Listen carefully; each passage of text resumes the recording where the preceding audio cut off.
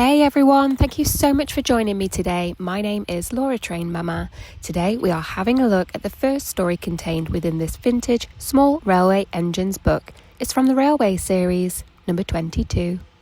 The story we will be covering today is called Ballast. Dear friends, some lead mines up in the hills have long been closed, but their waste heaps still spoil a lovely valley. The Fat Controller has now found that the waste is good weed-killing railway ballast. He talked to the owner and the Thin Controller of Skarloey Railway and other important people. They went shares and built a small railway to fetch it away. The small engines are managed by a controller. They call him the Small Controller, but that is only in fun. He is bigger than either of the others.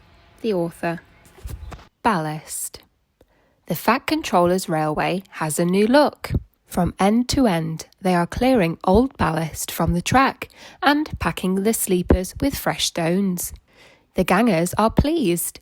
Weeds don't grow in it, they say, and even James has stopped grumbling about dirty sidings. Douglas and Donald disappeared regularly behind the big station, along a line on which none of the others had ever gone.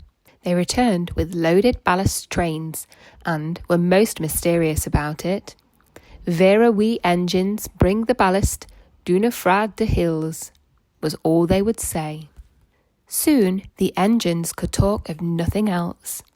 James and Henry thought the Vera we engines must be some kind of magic. I don't believe it, said Gordon.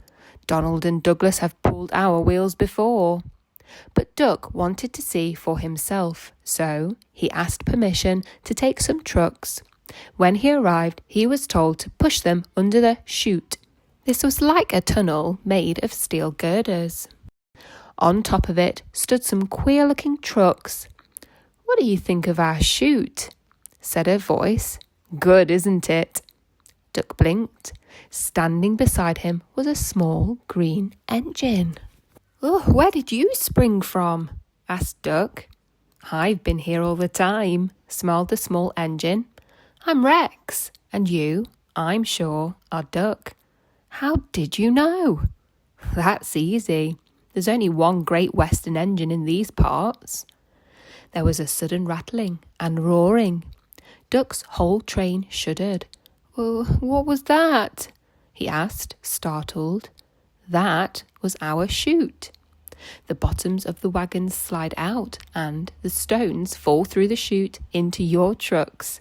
We may be small, but we're quite efficient." Duck puffed away, much impressed. Next time, there were 3 small engines. Rex introduced Duck to Bert and Mike. "As you can see," he went on, "the small controller's given us different coats." "Silly nonsense," grumbled Mike. "I like being blue," protested Bert. "It's all right for you," fumed Mike, "but not for me. Passengers will say I look like a pillar box." "Shocking," said Rex, and winked at Duck. "Consider my feelings. When we were both green, passengers kept calling me Mike." You, spluttered Mike. "Stow it, you two," said Bert. "Duck," he went on, "have you seen our coaches?" "Where are they?" asked Duck. "Over there," said Bert. "But they're they're not like ours," he finished lamely. Rex smiled. "I agree. They are like trucks, but they behave surprisingly well." "Says you," put in Mike rudely. "They're all right," said Bert, "if you treat 'em right. Besides, passengers like 'em. They won't use cupboards on a fine day. It's this scenery, trees, mountains and such. Can't understand it myself, but then passengers are queer." "You're right there," said Mike. "Give me a goods train every time." "Do you like trucks?" Duck was surprised. "Not all of them," smiled Mike, "but our big ballast hoppers are different. They run on bogies as sweetly as any coach. We take them to the old mines, fill them up, and run them down here to the chute. The men pull some levers, and the whole lot's unloaded before you can say small controller. No trouble at all. How about hot axle boxes? Put in Rex. We soon cured that nonsense. You mean the small controller did? Same thing, grinned Mike. Duck chuckled delightedly. Rex and Mike loved teasing each other. I can't understand, said Duck. Why, I've never heard about you before. The small engines all answered at once. We've only just come from our railway in England, which closed. Your fat controller asked us to come and fetch ballast for him. And he said he'd bring us plenty of passengers too. Haven't you had passengers before? Asked Duck.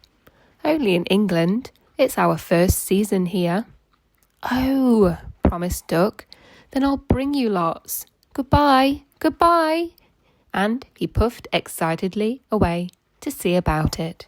That brings us to the end of the first story contained within the Vintage Small Railway Engines book from the Railway Series number 22. If you enjoyed listening along today, then please don't forget to like the video and also check back tomorrow. We'll be reading story number 2 from this book. It's called Tit for Tat. I would hate for you to miss it, so make sure you check back then. And have a great day.